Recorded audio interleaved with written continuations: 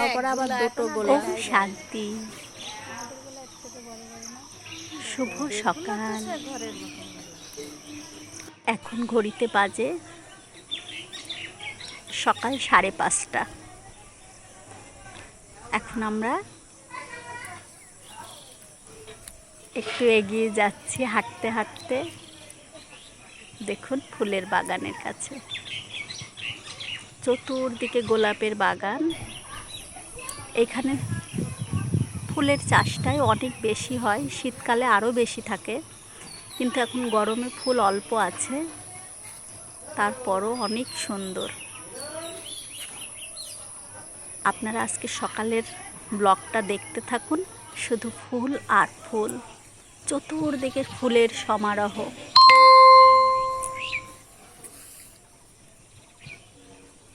দেখুন বন্ধুরা, সূর্যমুখী ফুলগুলো কি অপূর্ব দেখতে লাগছে, আর একটি মনোরম পরিবেশে ঝিরঝির করে হাওয়া বইছে, আর নানান রকমের ফুলের বাগান, অনেক বড় বড় বাগান। চোখে যেটা অনুভব করছি ক্যামেরার মাধ্যমে, সেটা আমি এত সুন্দর করে দেখাতে পারছি না। বাস্তবে দেখতে আরো যত সুন্দর লাগছে, মনোমুগ্ধকর পরিবেশ, প্রচুর গোলাপ, চতুর্দিকে দেখুন পাখি ডাকছে।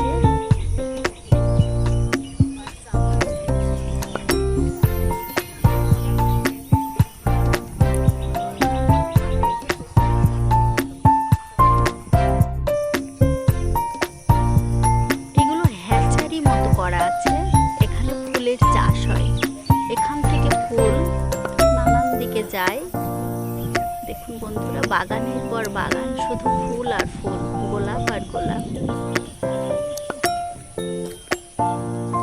অনেক বড় একটা পুকুর, যেখানে ঝিরিঝিরি হাওয়ায় স্রোত বইছে, আর ঠান্ডা জ্যৈষ্ঠ মাসের গরমে ঠান্ডা ঠান্ডা হাওয়ায়। গাঁদা ফুলের বাগান। এখন অতটা ফুল নেই, কিন্তু শীতকালে প্রচুর ফুল ফোটে।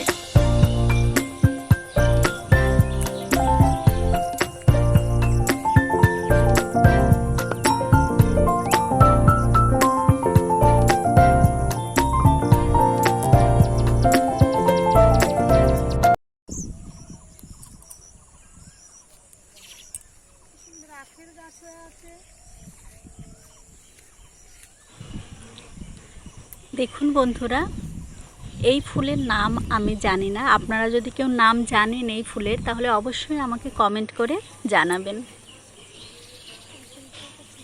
আর এইগুলো সূর্যমুখী ফুল, আর আগের যে ফুলগুলো ছিল ওগুলো পার্কে থাকে, আমি পার্কে দেখেছি, এখন অনেকে বাড়িতেও লাগায়, আর ওই ফুলের বন আছে ওটা। আর এগুলো হচ্ছে সূর্যমুখী ফুল।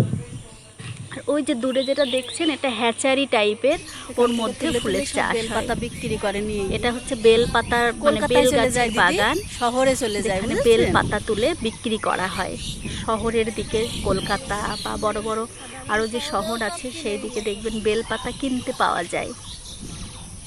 সেই জন্য বেল গাছ লাগানো, বিশাল বড় একটি বট গাছ, আর অসাধারণ ঠান্ডা মনোরম এক পরিবেশ, নিস্তব্ধ চতুর্দিকে।